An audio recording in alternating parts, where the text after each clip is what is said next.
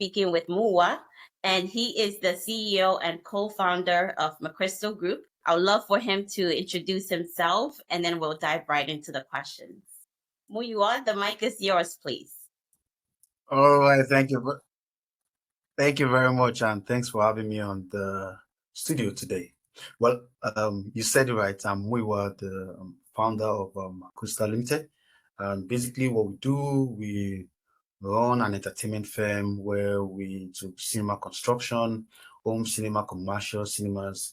We also run consulting firm where we do a lot of things for businesses, startups, SMEs, large-scale companies, and we're also into production of honey. I can go on and on. We have quite a number of arms, but these are the basic things we do.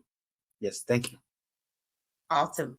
Thank you so much, Muyiwa. Question for you. What inspired you to pursue a career in business growth and consulting?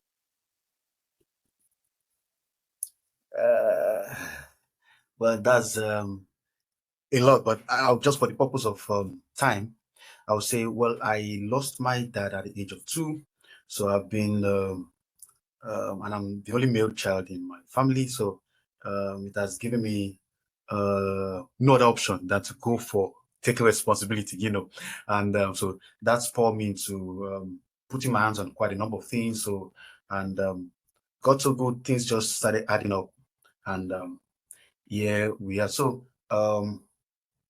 And I've been exposed into business. So it's exposed me to business, trading, before I registered my first company while on a graduate in the university. And yeah, I am today. Amazing. Sorry about the loss of your father at a very young age. And I'm happy that you took the responsibility to support.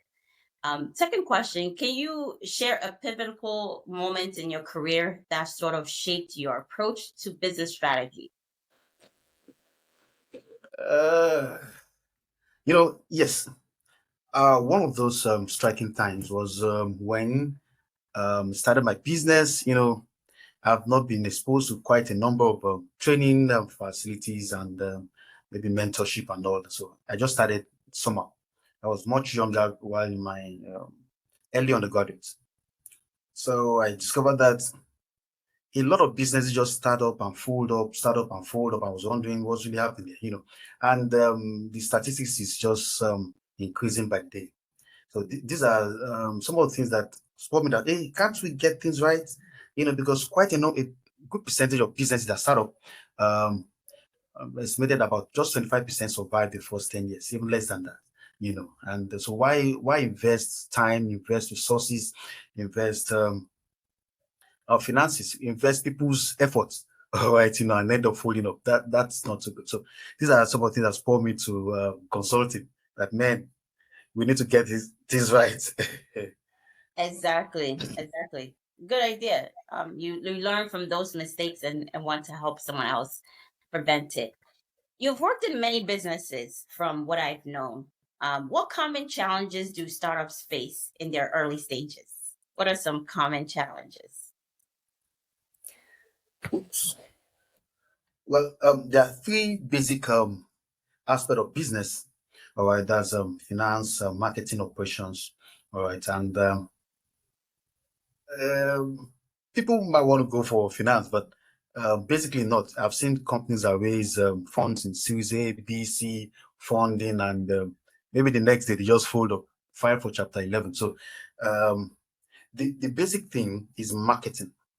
All right, and this is a major challenge with businesses because they don't get to put the right products in the right markets or put the right get the right market for a particular product. So that disconnect is one of the basic things that startup face.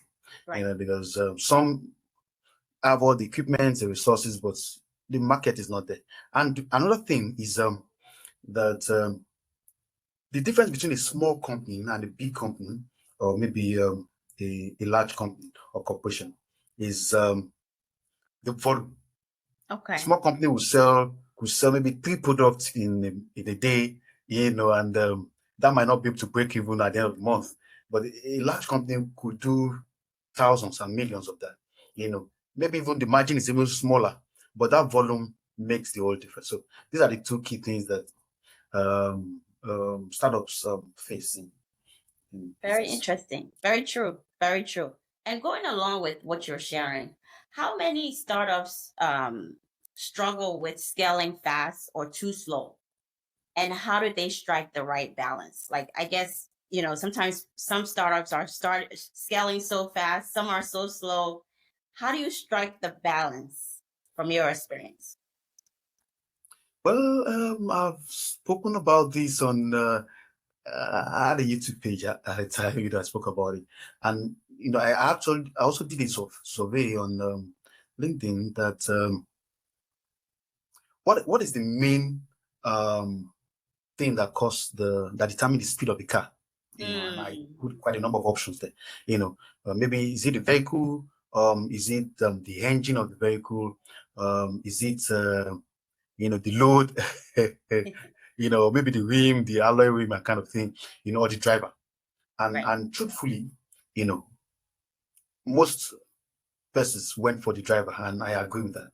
Because um, depending on the understanding, the exposure, or right, the training, the skills, the of the driver, that will determine the speed of the car. So scaling too fast or too slow might not be the conversation. And maybe I just want to say as regards this, but you know, the driver. I mean, the driver now in this time is the founder or right, the main or anchor person. So it depends on the kind of exposure the person has, the kind of vision, how right, clear the person is, how does the person understand even the industry. It's not just about okay starting up something. right. What do you know about the industry? What do you know about okay, if I don't even know everything about it, can I bring in somebody that know much about it? So these are if one can get that clearly, then scaling up um, would be just okay in case if maybe you have a standard operating procedure, because scale up something that is not structured, I don't think it makes any sense. There must be a standard operating procedure that you have mastered, because I had a challenge with this, quite early in my career because I had just a lot of opportunities were just coming in the sector I started with, and we had quite a number of branches in just 2 years. Right. I couldn't handle that, because because I needed to Yes. be yes, my involvement was needed if every second of the decision. So it was just too much for me to handle, and I had to close down most of the branches eventually, which is the case for most entrepreneurs as well. So first master the art in that particular the first one you're starting with. When you have done that so well, you have a standard operating procedure. You have things structured that even without you see, if you run a business and you have to be involved in the daily activities round the clock. I put it to you that you're not in business, because Exactly. you don't run without you. And that Yes. is that is the beauty of it. So why should you even think about scaling when you can't even your business must involve? So these are the things that I feel if you have a standard operating procedure, all right, if the driver, I mean the founder or the anchor person, all right, is well vast and in the sector, and owning the technical side or maybe the executive side, whatever side the person wants to on, you understand it and you have a clear vision, Right. then you can scale as fast as you want. Awesome. Amazing. Love that advice. I think you're spot on. You don't want to overload yourself and not be able to have the right people in place to support your operations. What are some of the key components of sustainable business models? Um, okay. Well, the point is first, it must be able to solve real problems. All right, Mm, not just trying to get something. You cooked up something in yourself. You've not even tested the market. You don't know whether there's a market for it. And you just want to push it on people's faces. you're That might not really it might not really work because in this era of technology now and AI and all that, you can't bring up a technology that is maybe many centuries back and you want people to just adopt its own line and sinker. So and also it must have a USB. What is the unique thing you're selling? A lot of people do. There's no business that's actually new under the heaven now. People have done almost everything.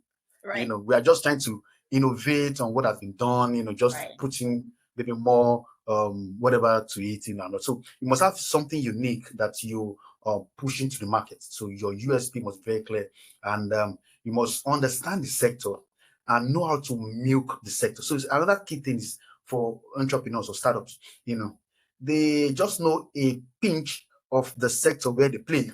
It is good, sometimes it's good to focus and all that. Yes, that's good. But understand where the money is in that sector. Is a whole full chain. Full Right. chain, understand where the money is. And it's most important. I go for where the money is in the sector, understand it and follow that trend. So, whether you can want to go vertically or horizontally, that is so the main thing is it must solve real problems.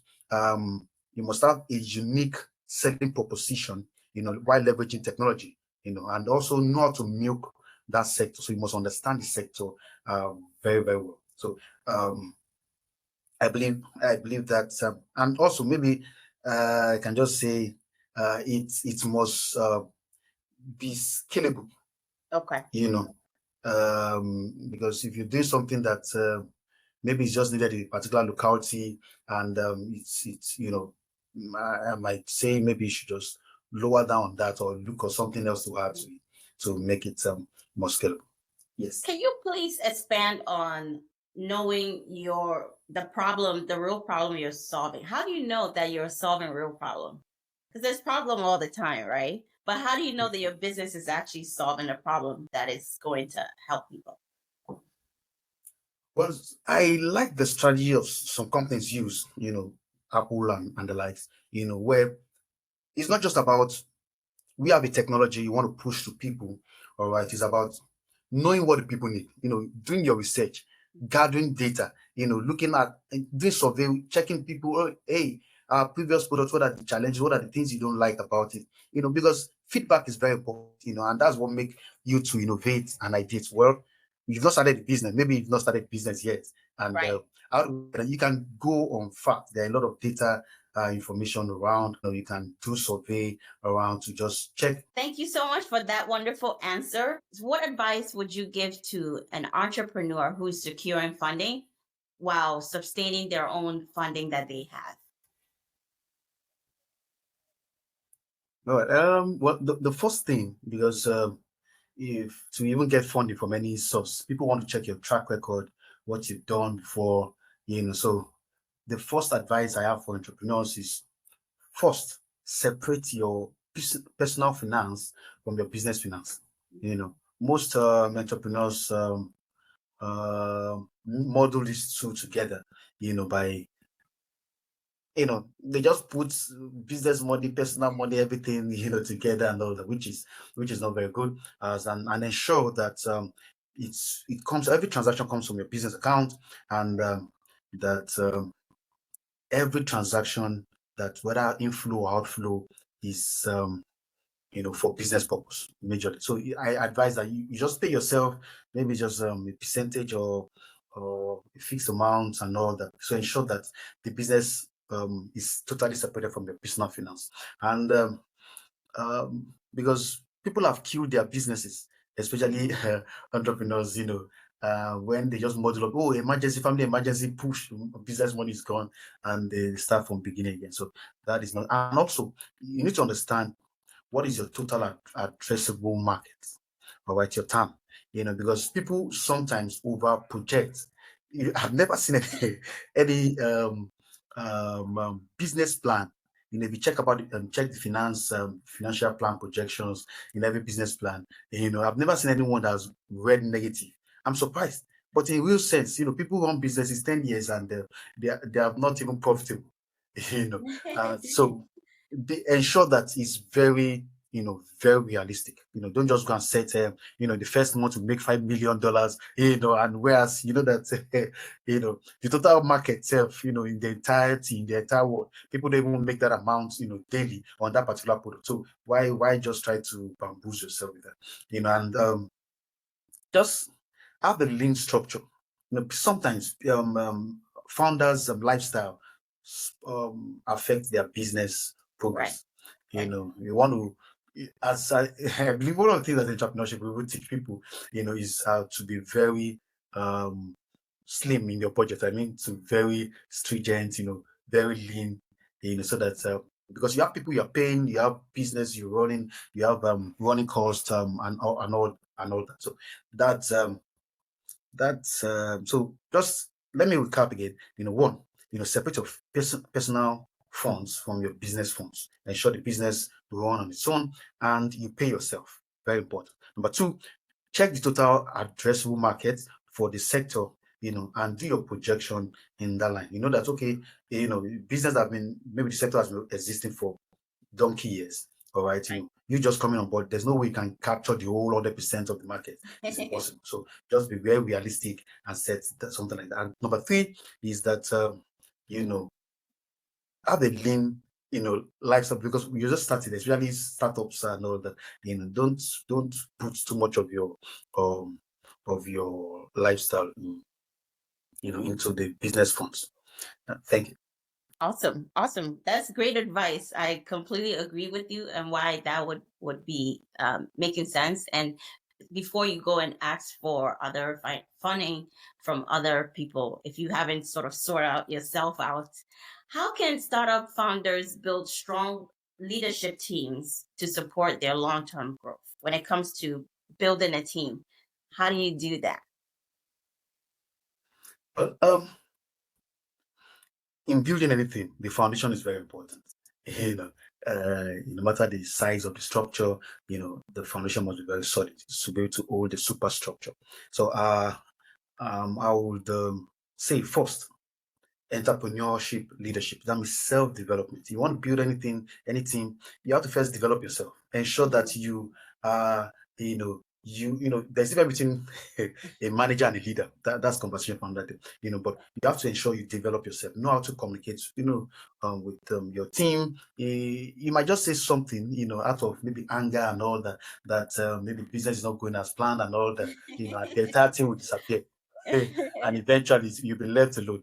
So ensure you develop leadership. Very important. You have to, if you have it in it, yes, good for you, but you can develop as well. And um, have clear vision and let it be clear to every person in your team.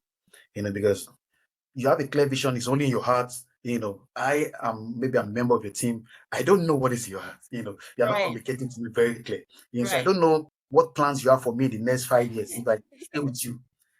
No matter how good it is, if you don't communicate with me, I don't know. I Yeah. might just see a better offer and disappear the next day. So have a clear vision and know how to communicate it. So you can use the smart goal, specific, measurable, achievable, realistic, and time bound. So ensure your goal follow that sequence. And create a culture of ownership, where your entire team is they feel that, oh, this is our business. This is Yeah. not my guy's business. This is not my founder's business. This is our business. Yeah. Let them be, that's why I prefer, there's different between micromanagement, I prefer you just give your team, leeway. Let them give them the focus, give them the goal, give them the objective. Oh, you guys get this done, and see what they can do. Of course, guide them in the process. So this will bring them into, oh, this is our business. We've made a lot of profits. This is our, because sometimes, so let me just quickly say this, people in some part of country, when people maybe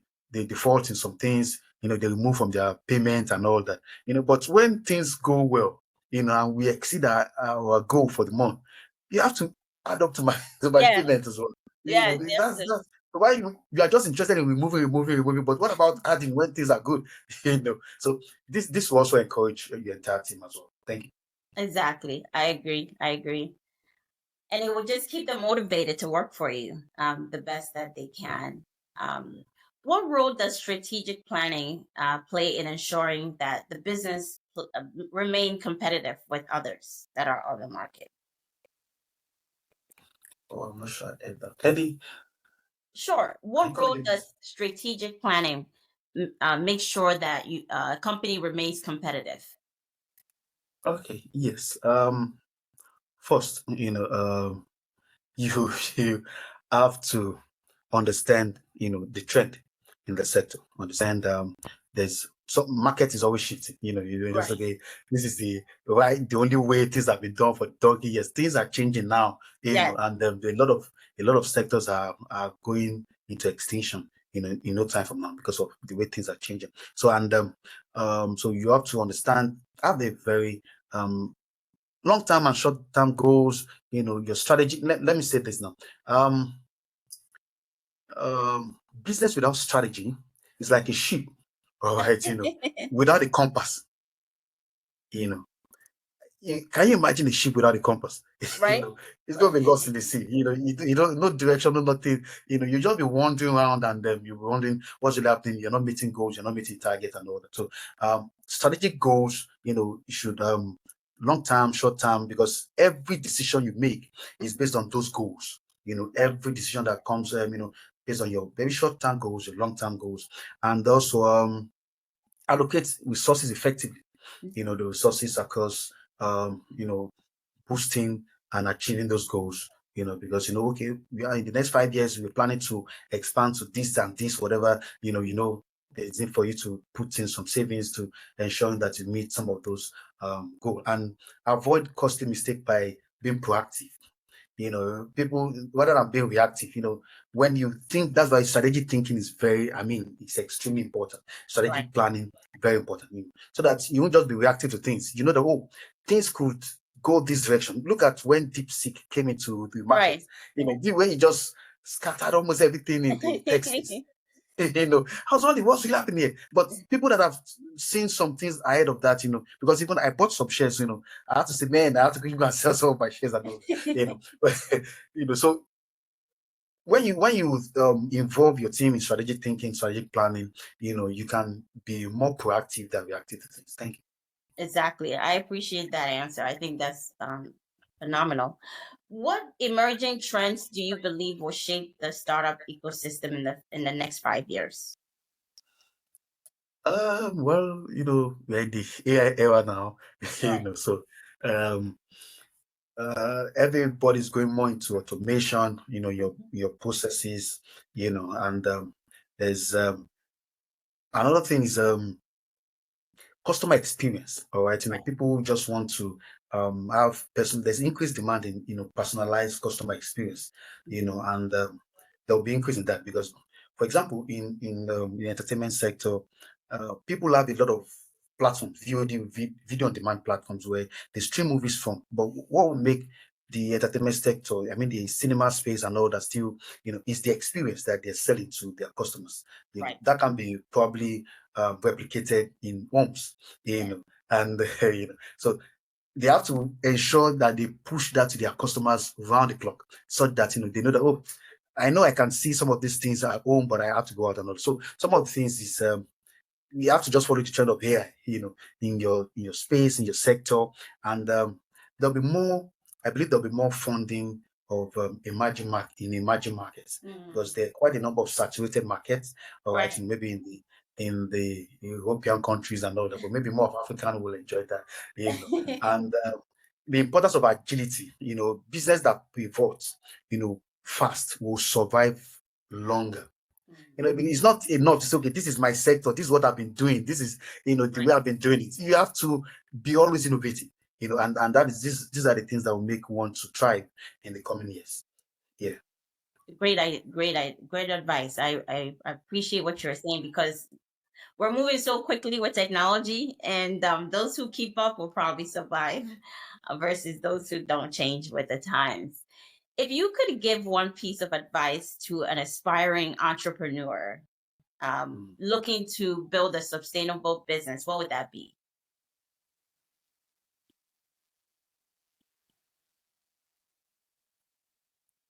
Okay. Um let me limit that to, can you hear me clearly? Yes, I can hear you. Okay, fantastic. Let me limit that to one. I'm actually a fan of this second one, so let me start with that. Okay. I have it in mind.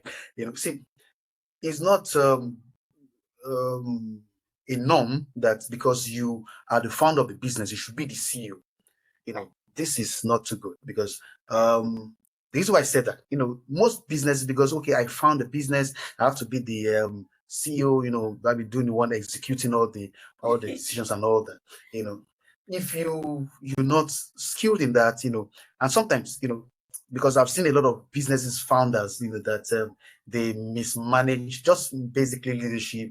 They might have a rounded understanding of the technical aspect, but basically leadership and some other things, they just get everything mixed up and push the business collapse. So it's very important if you are not um, fully in that area, instead of you getting involved in daily activity, everything that's happening in business, you'll be too burdened that the vision casting, the projection, the goals, the objective, one might not be able to, focus on that more, because you are too involved in everything that's happening in the business, day-to-day activity. That's the basic function of the CEO. So, everything that's happening, but so our advice, entrepreneurs, that if you want to remain, you are the founder, yes, please, if you can, get a CEO that will help you execute all those visions that you have, all those dreams, all those aspirations, and then ensure that things are. And number two is let's think long term.